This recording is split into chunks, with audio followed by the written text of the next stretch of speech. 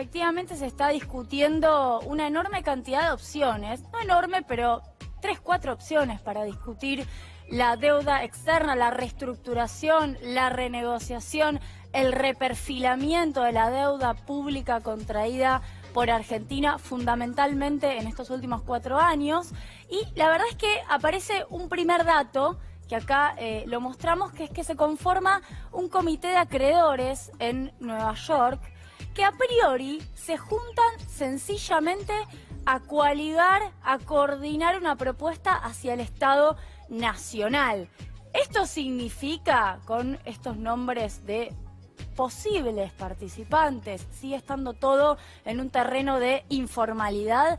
Esto significa que Argentina, el Estado argentino, la República Argentina va a negociar con ellos, no necesariamente. Para que la negociación se haga con este comité de acreedores que se están reuniendo en Nueva York, lo primero que tiene que haber es un reconocimiento de la República Argentina de ellos como contraparte negociadora. Y esto, si esto pasa, si Argentina acepta negociar con ellos, al menos la deuda privada, se derivan una serie de conclusiones o una serie de decisiones que a mi criterio son muy importantes y que todavía no están definidas. Entre ellas, si el Fondo Monetario Internacional va a ser parte, es decir, va a supervisar esto, va a jugar en paralelo, no va a supervisar, pero de alguna manera va a orbitar en torno a la reestructuración, viendo si aprueba o no aprueba. Bueno, esto es lo que se está discutiendo en estos momentos, tanto en Nueva York como en la República Argentina. Y también el llamado de Trump, la conversación entre Donald Trump y Alberto Fernández, conjugado con la visita de Fernández a México. México tiene una silla en el Fondo Monetario Internacional. Son pasos que está intentando dar la Argentina para tener más de su lado apoyo internacional. ¿Qué es lo que pasa con, si este comité de acreedores termina conformándose, si esta es una contraparte negociadora? Bueno, al tener bonos bajo ley extranjera, siempre lo explicamos, los bonos tienen jurisdicción, algunos local y otros tienen jurisdicción internacional. Esto fue muy debatido cuando fue el conflicto con los fondos buitre, porque al tener una jurisdicción en Nueva York, un juez extranjero como Tomás Griesa decidió sobre la deuda argentina, sobre un país que se había endeudado, decidió un juez de otro país. Y eso abrió toda una discusión respecto de por qué Argentina toma deuda bajo otra ley, que no es bajo la ley nacional. Bueno, en aquel entonces el gobierno anterior decidió que lo mejor era seguir tomando deuda en el marco de la ley nacional, aunque prácticamente no se tomó deuda en ese tiempo, y el gobierno de Mauricio Macri fundamentalmente tomó deuda en dólares bajo ley extranjera. Por eso tiene sentido estos nombres que ven acá, porque gran parte de la deuda que tomó Argentina, no solo una parte la tienen ANSES y las provincias, sino que la tienen tenedores, acreedores extranjeros y en moneda extranjera. ¿Qué pasa con estos bonos bajo ley extranjera? Se gatillan con cláusulas de acción colectiva, es decir, con lograr 2/3 partes de acuerdo, se consigue que se negocie todo junto. Argentina hoy está más o menos en torno a los 300.000 millones de dólares de endeudamiento. Vamos a ver 3 opciones. Una, lo que yo dije antes, ¿el FMI supervisa los acuerdos con los privados o hay negociaciones separadas? Antes de la victoria de Fernández se decía, primero arreglá con el fondo y después el fondo te va a habilitar que los privados se te vengan a sentar. Pero pará, se armó un comité de acreedores que ya le está haciendo propuestas a Fernández y que no está muy preocupado por lo que diga o no diga el FMI. Entonces, ¿qué va a ir primero? ¿O van a ir las dos juntas? Importante, Cristalina Georgieva va a querer incidir. Vamos a ver la segunda parte. Esto todavía no está definido y posiblemente tenga que ser definido a partir del 10 de diciembre, si no en los próximos días.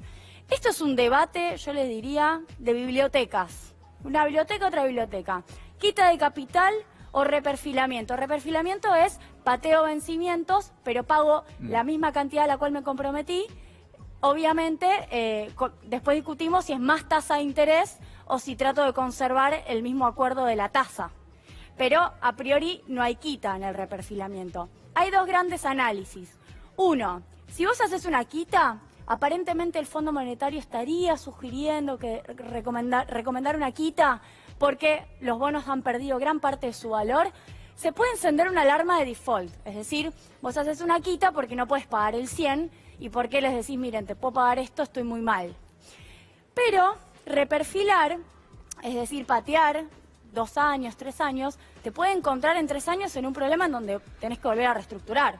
De hecho, hay estudios que dicen que los reperfilamientos caen a los años, a los 3, 4 años, en nuevas reestructuraciones. Entonces, atención, y esta es una decisión, a mi criterio, medular, central, porque si es quita es para todos y si es reperfilamiento también es el mismo tratamiento para todos.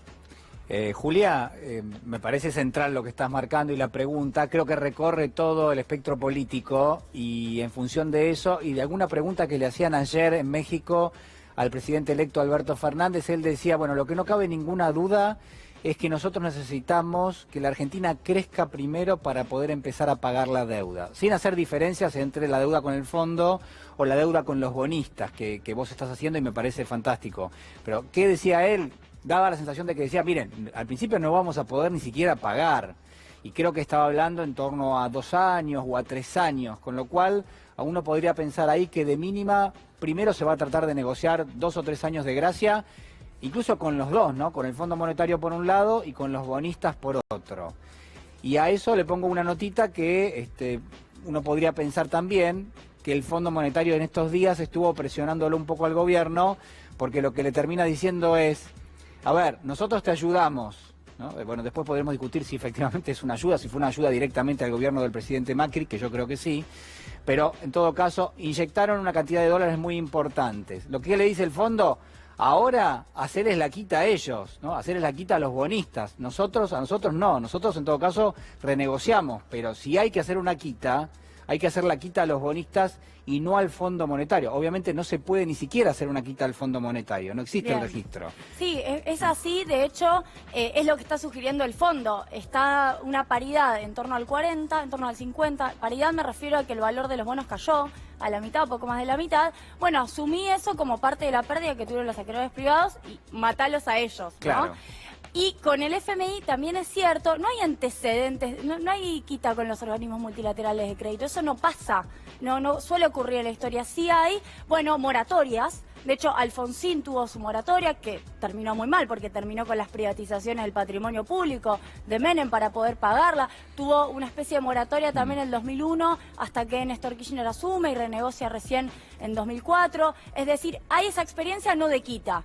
Entonces, ¿qué es lo que van a hacer con el sector privado? Es un gran debate, efectivamente. Vamos a otra tercera opción, y acá hay algo que viene planteando un especialista, que es Martín Guzmán, que es lo siguiente: si se reperfila, supongamos que son años de gracia, ¿no? El mandato de Alberto Fernández, supongamos, 4 años. Vos podés reperfilar, patear capital y empezás a pagar a partir del 2023, 24, 25, vemos. Los intereses, porque los intereses son los que te comen la posibilidad de crecer finalmente, no es menor. Del otro lado tal vez se imaginan a la deuda solo como algo que sale en materia de pagos de capital una vez cada tanto. No, la deuda te condiciona el presupuesto público todo el tiempo, todos los meses, las decisiones de los demás rubros, de la educación, de la salud, de la seguridad. Bueno, entonces acá hay un planteo de si se reperfila tiene que ser todo, capital y también intereses. Patimos todo, no te pago ninguna de las dos cosas, ¿no? Y esto también es fuerte, porque si no te voy a hacer una quita, reperfilemos todo. Son dos grandes opciones. Vamos a la placa que sigue. Yo les quiero mostrar el peso de los intereses sobre el presupuesto nacional. En 2015 eran el 8%, 21% es hoy, es decir, aumentaron 13 puntos. Esto es el famoso déficit total, que también obviamente crece, pero además le roba a todo el resto de los rubros del presupuesto, porque cualquiera al otro lado puede decir, pero si se ajustó, no hay más Ministerio de Salud, no hay más Ministerio de Ciencia. Claro, se ajustó, pero en el medio le pagás más de intereses a los acreedores externos. Esto es lo que dice, por ejemplo, Martín Guzmán, que no es sostenible. Vos pateás capital, pero no podés vivir con el 21% de pago de intereses del presupuesto 2020, 2021... Así que para pensar. Y vamos a la última. Quiero ir al tema de las reservas. Hay mucho run.